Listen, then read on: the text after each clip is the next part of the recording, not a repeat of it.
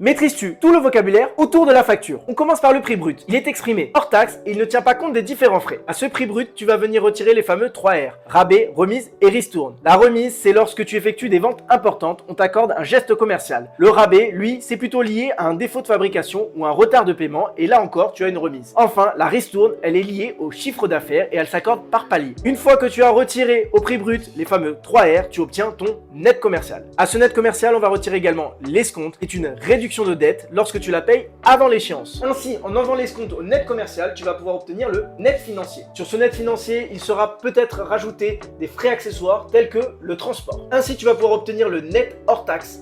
Et c'est grâce à ce net hors taxe que tu vas pouvoir trouver la TVA en multipliant le net hors taxe par le taux de TVA. Voilà, tu as désormais le total TTC. Il ne te reste plus qu'à retirer, s'il existe, un acompte. Toutes ces étapes vont donner lieu à des écritures. La 607, la 601 pour des achats de marchandises ou de matières premières, la 701